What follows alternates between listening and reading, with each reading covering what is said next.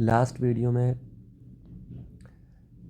हम लोगों ने टैक्स सेविंग 2 सेक्शन देखे थे, जिसमें एक HRA के बारे में था और एक इंटरेस्ट जो हाउसिंग लोन पे करते हैं उसके बारे में था।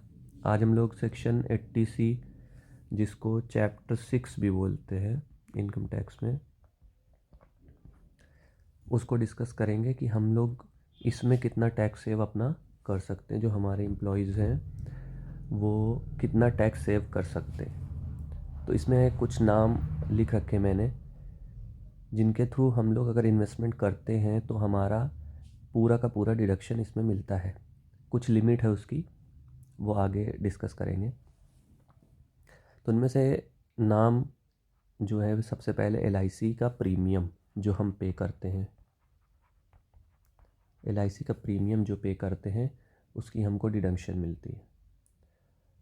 और इस प्रीमियम में GST को शामिल नहीं किया जाता।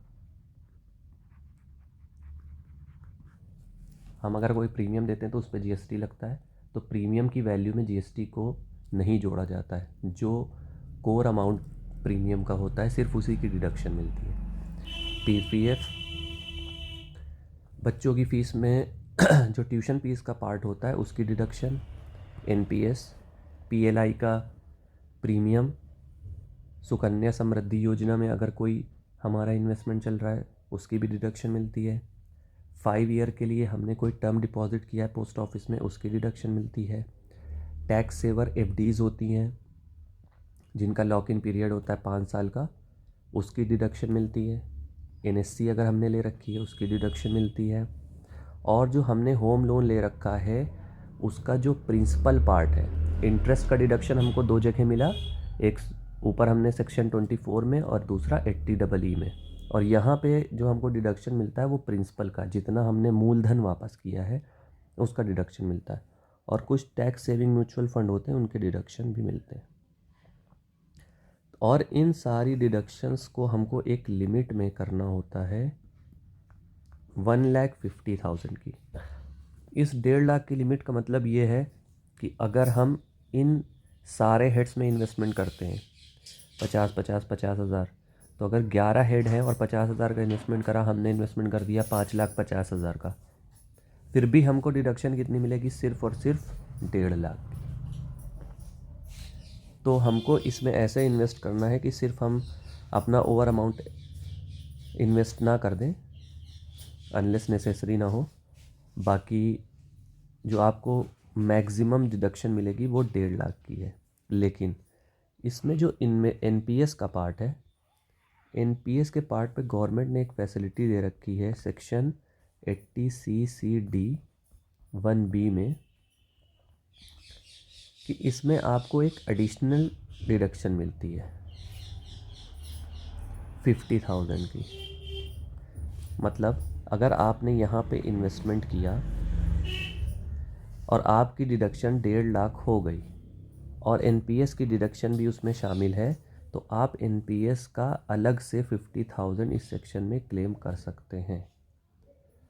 तो 150 + 50 आप यहाँ पे 2 लाख का डिडक्शन क्लेम कर सकते हैं। सेक्शन 80C में 1.5 लाख और सेक्शन 80CCD1B में 50,000, तो टोटल हमारा डिडक्शन हो जाएगा 2 लाख रुपए का। तो अगर हम एक एग्ज़ाम्पल लेके चलें, एक फुल फ्लेज एग्ज़ाम्पल लेंगे जब ये वीडियो सीरीज़ कंप्लीट हो जाएगी, जिसमें पूरा सैलरी और कैसे टैक्स सेव होगा हमारी 10 लाख की इनकम पे, वो पूरा देखेंगे। अभी फॉर एग्ज़ाम्पल सैलरी हमारी हो गई 10 लाख की,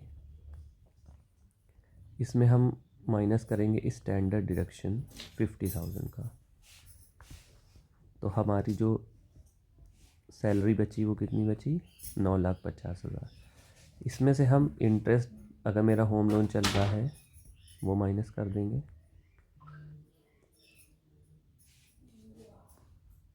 दो लाख की लिमिट में मेरी हो गई 7,50,000 की इनकम।